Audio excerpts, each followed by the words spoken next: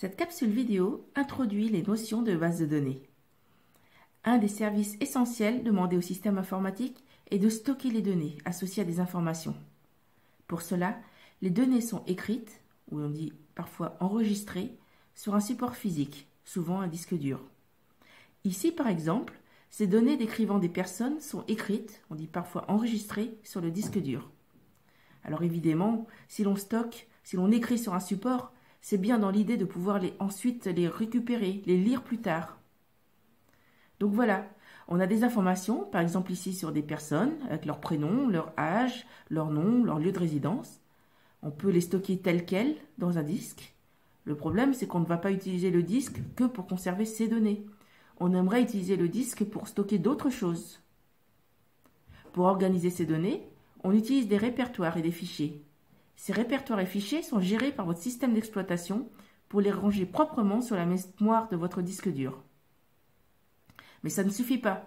Regardez bien ce texte. Il y a 6 personnes pour lesquelles le prénom, le nom, l'âge et le lieu de résidence sont plus ou moins connus.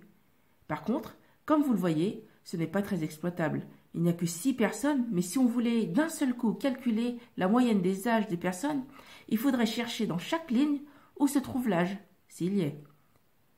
Pour Madame Anonyme, par exemple, 14, c'est son âge ou son arrondissement? Et John Duff et Haute-Vaisselle, quel âge ont-ils? Va falloir convertir d'abord. Ces données sont dites non structurées, et ce n'est pas forcément très pratique à exploiter. Ce qui serait quand même beaucoup plus simple si ces données étaient mieux structurées, par exemple sous forme de tableau. Là, c'est plus lisible. C'est bien les tableaux, on peut tout bien organiser, tout bien stocker, un peu de tout. Et c'est facile ensuite à les lire.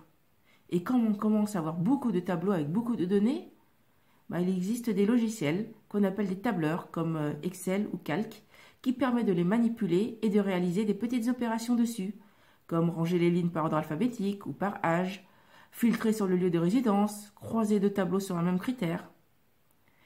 Mais quand il commence à y avoir beaucoup de données, il y en a partout, et si en plus beaucoup de personnes utilisent ces mêmes tableaux, ça devient vite ingérable.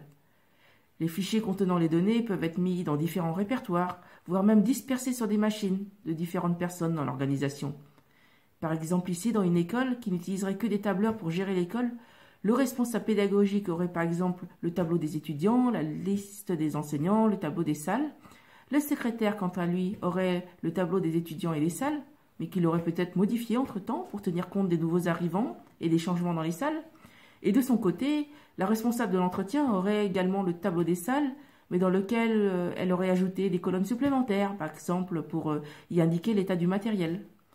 Et enfin, le responsable administratif a peut-être un peu de tous les tableaux, mais en plusieurs versions, suivant les modifications apportées par l'un ou par l'autre. En sachant que les modifications faites par la responsable pédagogique ne tient pas compte des modifications qu'a fait le secrétaire sur ses propres versions du tableau.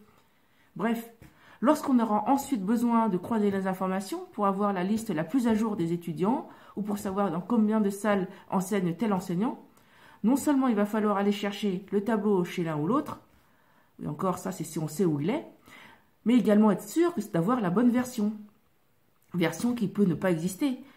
Si chacun a modifié ses tableaux dans son coin sur sa propre version de tableau, sans en informer les autres. Donc là, on voit qu'il est nécessaire de centraliser les données quelque part, et donc d'avoir une base de données. Comme ça, il n'y a plus qu'une seule version de chaque tableau, et c'est donc forcément celle qui est la plus à jour. On n'a plus besoin de chercher chez qui est tel ou tel tableau. Tous les tableaux sont dans la même base de données.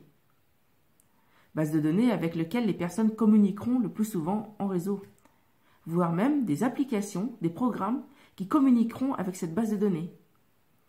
Alors accéder au tableau d'une base de données par réseau, c'est pas si simple que ça. Et surtout, si on veut pouvoir faire des opérations plus compliquées et plus automatisables que ce que permet un simple tableur, il va falloir mettre un système qui permette de gérer cette base de données, un système de gestion de base de données.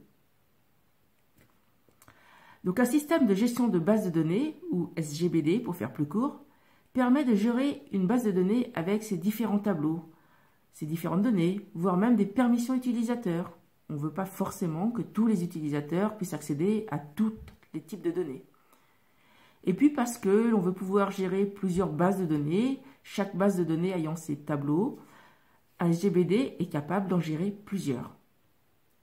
Et comment font les utilisateurs et les applications pour interagir avec les SGBD pour récupérer des données de la base de données? Ils font des requêtes.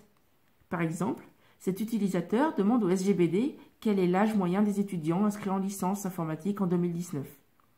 Cette requête sera soumise au SGBD qui réalisera des opérations de croisement de tables, de sélection de colonnes pertinentes, de filtrage sur l'année 2019, de calcul de la moyenne des âges sélectionnés, pour finalement retourner le résultat à l'utilisateur.